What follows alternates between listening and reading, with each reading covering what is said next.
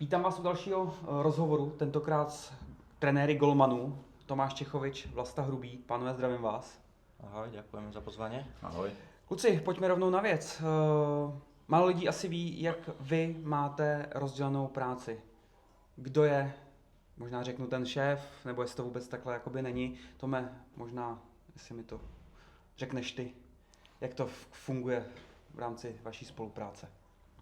Tak ja to beriem tak, že sme dvaja a sme rovnocenní. Čiže ja sa nehrám na to, kto má nejaké posledné slovo, alebo kto je ten hlavný, alebo sme dvaja rovnocenní tréneri brankárov, tak to vnímam ja z mojej pozície a je to o tom, aby sme sa zhodli. Myslím si, že za ten rok, čo spolupracujeme, tak sme sa na 99,9% vo všetkom zhodli, takže za to som rád, akého mám kolegu. Tak já se rovnou zeptám i, jak to máte rozdělený, tu práci? Kdo má co vlastně jako na starosti v rámci celého třeba tréninkového procesu? Vlastíku. Tak nějakým způsobem jako celkově, jako když budeme brát jako nějaký mikrocyklus nebo něco, tak to má jakoby na starosti Tomáš. Pak samozřejmě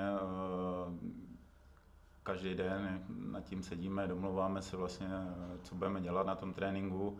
Většinou je to uspůsobený vlastně tréninku hráčů, nebo tak se to jako snažíme dělat a podle toho, kolik máme vlastně jakoby času na tom tréninku, tak každý den se vlastně domlouváme, co budeme dělat. Tome, jak se odlišuje příprava vlastně jako pro golmany, co se týká mikrocyklu oproti hráčům, protože to specifikum tam je, tak kde se nachází třeba ty největší rozdíly, kromě toho, že chytají balón? Ja ešte doplním Vlastu k tej predchádzajúcej otázke. Vyjadril sa k nejakému plánovaniu toho tréningového procesu. Ja si myslím, že tých úloh máme oveľa viacej. Je tam veľa analýz, čiže naši brankári majú vždy feedback alebo spätnú väzbu, čo sa týka nášho zápasu. Tu mám na starosti ja, čiže celkovú analýzu zápasu riešim ja, analýzu supera rieši Vlastík. Čiže v tomto je to super, že sme dvaja, že v tom týždni mimo tej dennej práce tréningovej, kedy plánujeme nejaké dlhodobé plánovanie, krátkodobé a potom denné, tak je to ohľadne veľa videa, čiže brankári už počas týždňa dostávajú informácie o superovi, na základe toho potom plánujeme tie tréningové jednotky.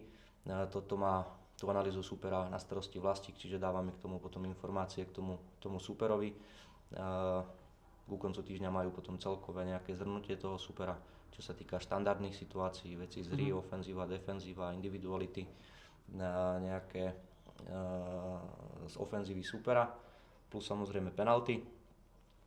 Čiže toto rieši Vlasto, ja riešim tú pozápasovú analýzu, ono sa to celkovo tak prelína, pretože samozrejme tá analýza supera sa robí z viacerých zápasov, nie je to iba z jedného.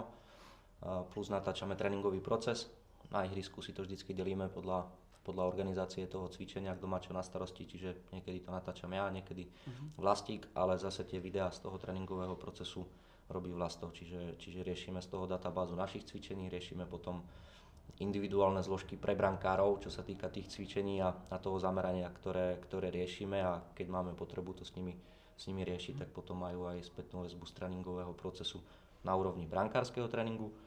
A samozrejme sa to tiež prelína aj s tým tréningom mužstva, keď riešime spoluprácu defenzíve brankár hráči a samozrejme aj v ofenzíve pri zakladaní útoku a samozrejme do toho zasahujú nejakým štýlom štandardky, ktoré má na starosti Pavel Zavadil.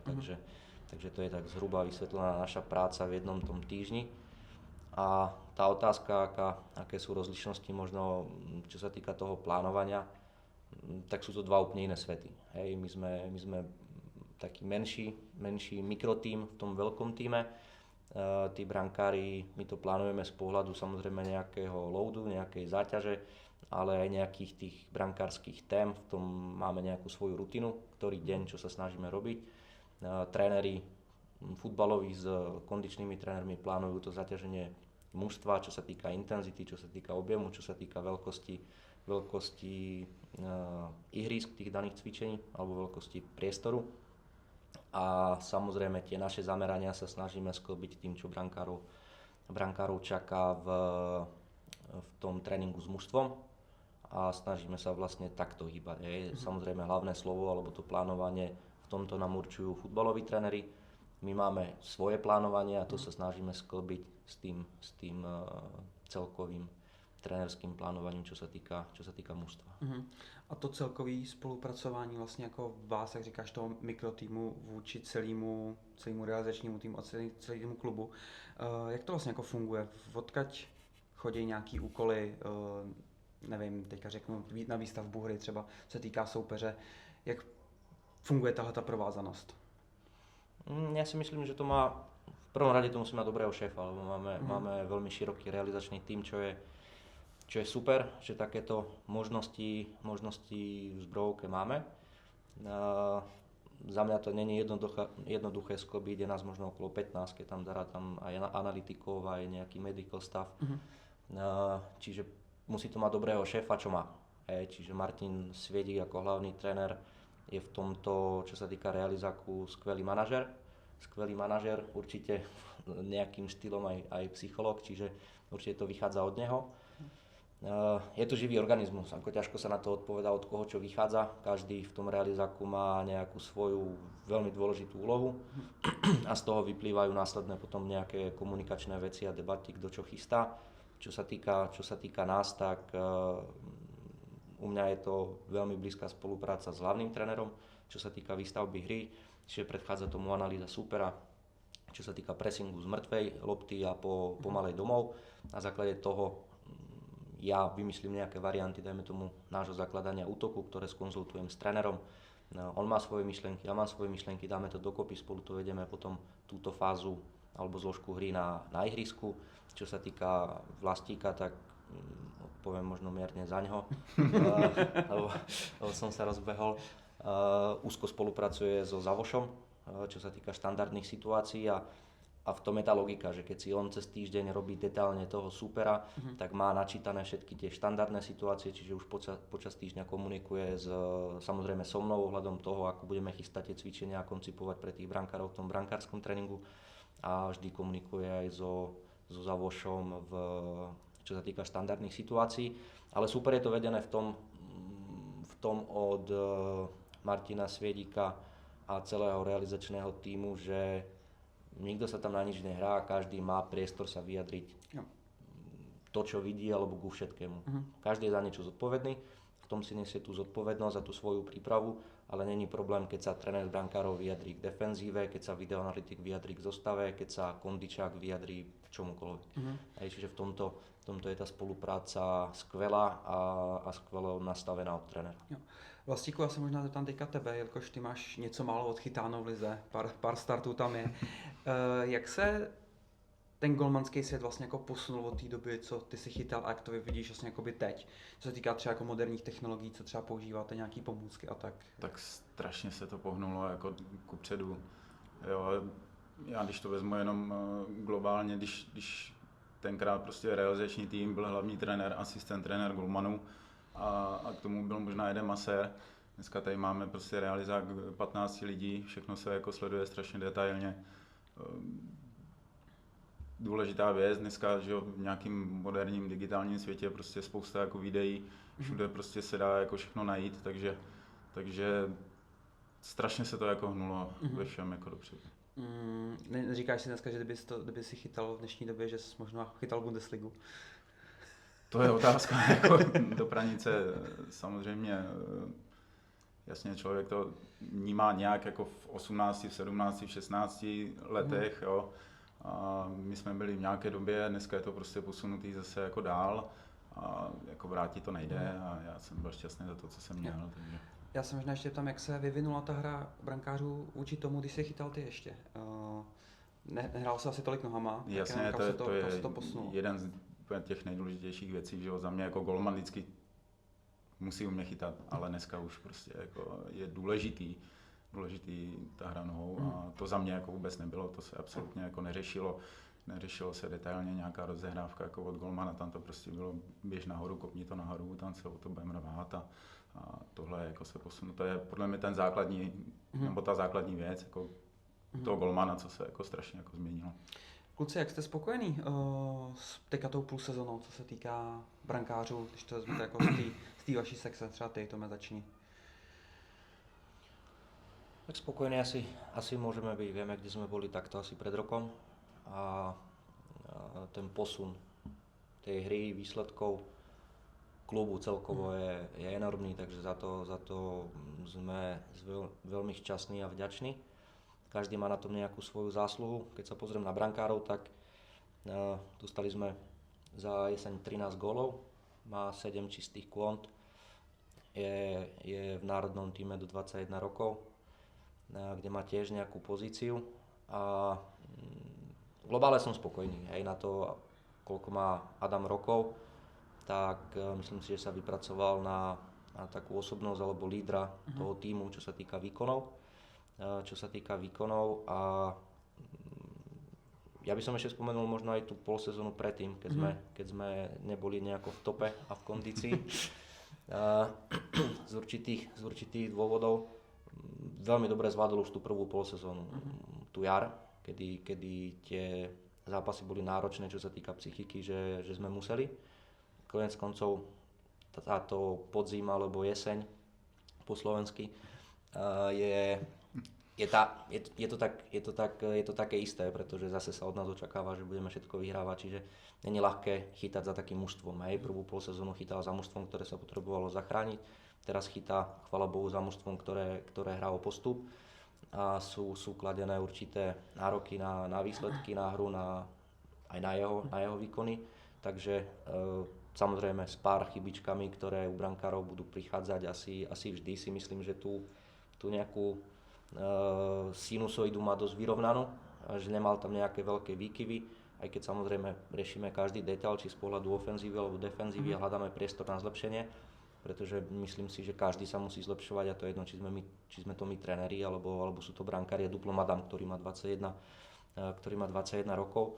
Takže globále poviem, že spokojnosť je, alebo musí byť. Na druhú stranu chybičky tam určite nejaké boli. Stále hľadáme priestor na zlepšenie a musím ešte povedať, že není to všetko o Adamovi. Hej. Ten brankársky tím sa skladá z 3-4 mien a určite sú to veľmi dôležití brankári pre nás v tom, aký servis vytvárajú o pohodu tomu Adamovi. Čiže to, ako chytá Adam alebo aké má výkony, je samozrejme v prvom rade jeho zásluha, ale zásluha celého brankárskeho tímu, aj tých brankárov, ktorí sú není možno tak vidieť. A toto by som určite chcel spomenúť, lebo je to trošku taká nevďačná úloha, že môže chytať iba jeden a duplom, keď sa tomu mužstvu darí alebo tomu brankárovi, tak sú není priestory nejaké na zmeny.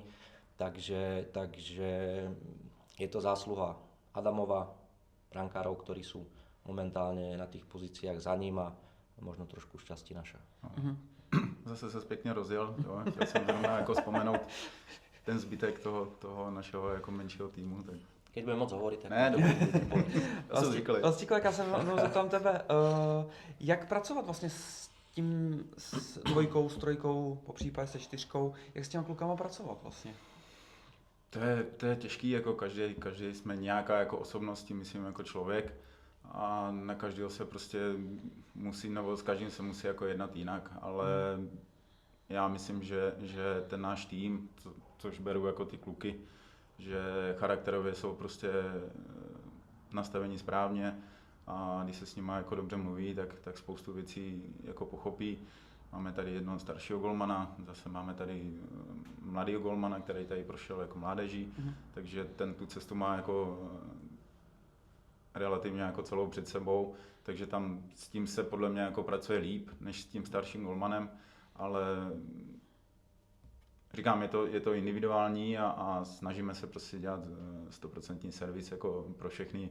Není to prostě rozdělený, že je jednička a zbytek jako má jiný program, prostě děláme všechno jako stejně, protože že ten fotbalový život nebo může se stát jako kdykoliv, cokoliv a potřebuješ mít prostě nachystaný další golmany, aby byli prostě na 100%. Kluci, zeptám se rovnou, už jste to nakousli, kata je dvojka, trojka, byl tady čtvrtý golman, že Matuš Sláviček. Jak to vypadá do zimy? Je někdo v plánu, nebo jak se to na brankářských postech vlastně jako bude vyvíjet? Takhle se zeptám. Tak ten scouting beží stále. Veď neustále musíme reagovať na vývoj našich brankárov, na to, aké výkony predvádzajú, na to, kam smerujeme. Takže dúfam, že sa budeme o pol roka baviť možno v inej súťaži. Dúfam, že to tak bude. Čiže na toto všetko musíme reagovať a nefunguje to tak, že teraz sa blíži nejaké prestupové obdobie alebo končí tá polsezóna a teraz sa začneme nad tým zamýšľať, čiže nejaký ten scouting tých brankárov prebieha stále. Hlavne keď sa ja nad tým zamýšľam, tak sa nad tým vždy zamýšľam dlhodobejšie, nie teraz čo bude, čiže premýšľam nad tým, čo bude v lete. Určite nejaký vývoj a dynamiku toho brankárskeho tímu chceme. Samozrejme, momentálne sme stále v druhej lige, takže možno hlúpo povedané, vieme si siahnuť na určité percento brankárov. Keby sme boli v prvej lige, tak to percento je určite oveľa väčšie. A druhá vec je, momentálne sa nám vyprofilovala jednotka, chvála Bohu, podľa mňa veľmi kvalitná a perspektívna. A musíme ten brankársky tým skladať aj okolo, nechcem možno hlúpo povedať, že okolo neho, ale v tejto situácii určite áno, aj okolo neho, ale musíme sa zamýšľať nad tým, čo môže nastať o pol roka, keď príde nejaké zranenie, takže nebudem hovoriť, či niekto príde alebo nepríde. Poviem to tak, že keď bude brankár na trhu, ktorého si vieme predstaviť v našom klube a brankárskom týme Ačka, tak príde, pokiaľ taký brankár nebude, tak nepríde. Vlasto, já se ještě možná zeptám ohledně těch propozic vlastně na toho golmana, kde se, nebo jinak, ohledně propozic golmana, jak se ten svět golmanský vlastně ještě jako vyvinul, že za tvý éry, nechci říct, že chytali úplně velký golmani, byli tam i menší, na co se teďka vlastně třeba hledí, i třeba jako vůči Zbrojovce? Ale to bylo i jako za mě, že jako v první řadě nějaká jako dispozice, co se týká jako vejšky. To bylo i jakoby za mě, ale úplně se to tak asi neřešilo jak teď. Dneska samozřejmě už je to jako jinak.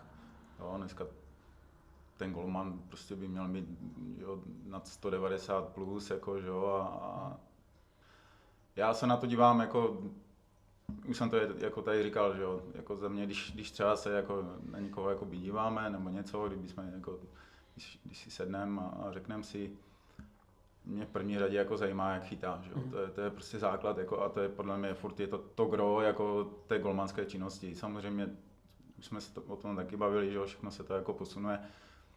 A já se ještě dívám i na další věci a na nějakou jako řeč těla, jako, že jo, to prostě my to asi jako poznáme, že normální fanoušek to třeba nepozná, ale lidi, jako, kteří byli nebo jsou ve fotbale dlouho, tak prostě to taky jako poznají.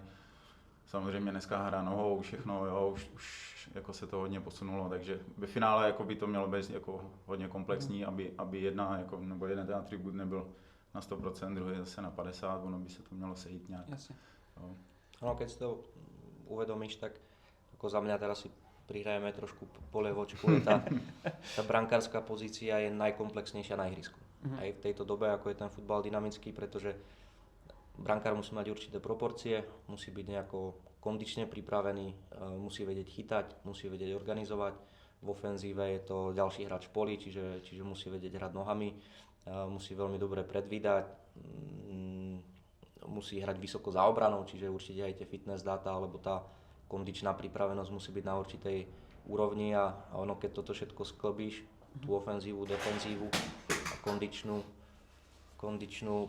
prípravu, tak mne z toho vychádza, že to je logicky najkomplexnejšia pozícia. Musíme sa pozerať na všetky tieto veci a do toho samozrejme musí mať nejaké proporcie, čo sa týka výšky. Kluci, pojďme možná na takový odlehčenější dotazníček. Zeptám se, kde je váš brankářský vzor? Vlastiku, začni. Jo, tak to bude muset sáhnout hodně do historie. Ale to jsem naživo neviděl, no, ale já kdekoliv, někde jsem to říkal, tak já jsem vyrostl na éře Manchester United, takže pro mě to bylo jako, nebo je to jasný, je to Petr Schmeichel a pak následně Edwin van der Sar. Tome. Ja som mladší ako Vlasto. Ale z takých z tých vzorov, tak určite som vnímal Petra Čecha, ktorý nám Slovákom je veľmi, veľmi blízky. A určite to bol aj Edwin van der Sar z Manchesteru, mal som tu čest sa s ním aj stretnúť, aj rozprávať, takže aj to sa mi tak vrilo nejako do pamäti. Na druhú stranu musím ale povedať, že v Československu sú výborní brankári svetové úrovne a na nich tiež nemôžeme zabúdať. Který golman vás v dnešní době baví, vás třeba inspiruje, nebo něčím je výjimečný, zajímavý pro vás, Tome?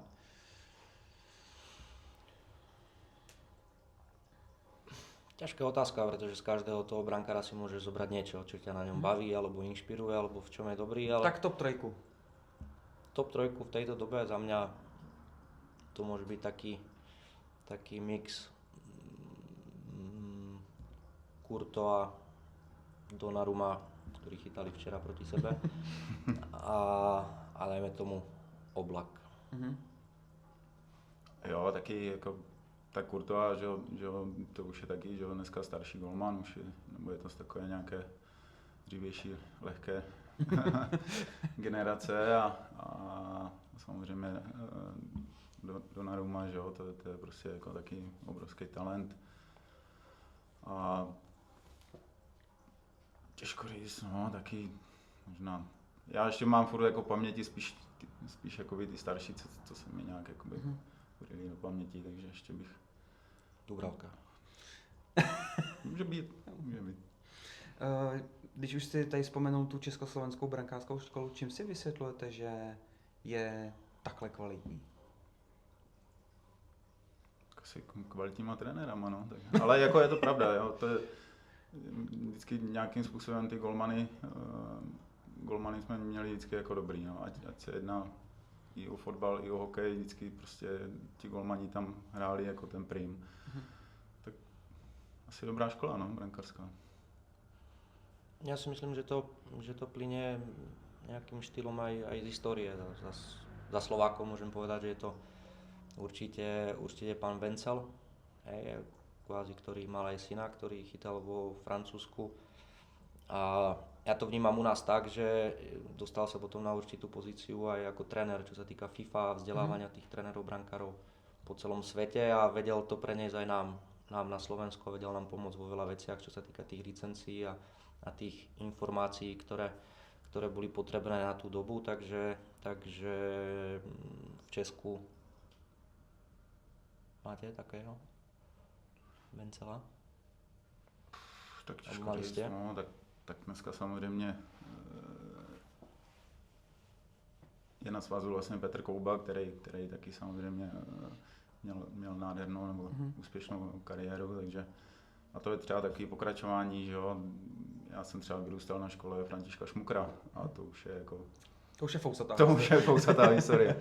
Takže ono samozřejmě nechci na někoho jako zapomenout, to je těžké jako vyjmenovat asi všechny, ale ty lidi se tomu tady prostě jako věnují. Na Slovensku prostě věnují se tomu dobře a je z toho vždycky nějaký jako kvalitní produkt. Vždy boli za mňa nejaké bašty v tom Československu, kde sa vychovávali tí dobrí brankári, ja neviem, či to bola Ostrava, či to bol Slován, Žilina, Trnava, Praha určite, rôzne kluby, takže myslím si, že je to týmto a každý v tejto dobe, áno, každý sa pozrie na nejakú Španielsku, ako sa trénuje v Španielsku, nejaká španielská škola, dajme tomu nemecká, anglická. Zo všetkého sa dá zobrať niečo a niečím sa nejako inšpirovať, ale stále si myslím, že my sme tá československá škola, ktorá je veľmi dobrá a podľa mňa je rešpektovaná. Je to vidno, že máme stále brankárov či Slovákov alebo Čechov v top ligách a keď sa to niekto pýta, tak vždycky poviem, že ako mne sa páči československá škola, lebo je naša, je niečím výnimočná a to, že sa určitým štýlom niekde inšpirujeme, je podľa mňa len pozitívne a dobré a tak by to malo byť. OK. Za mě asi poslední dotaz, kluci, blíží se nám svátky, co Vánoce. Budete odpočívat nebo budete sledovat fotbal? Já budu odpočívat, já budu sledovat pohádky jako každý rok, moje oblíbený. Zrovna jsem říkal včera dceři, že si musíme zakroužkovat všechno, na co se budeme dívat, takže je potřeba si taky od toho odpočnout a věnovat se jako jiným věcem než je fotbal a rodinám a stihnout všechno.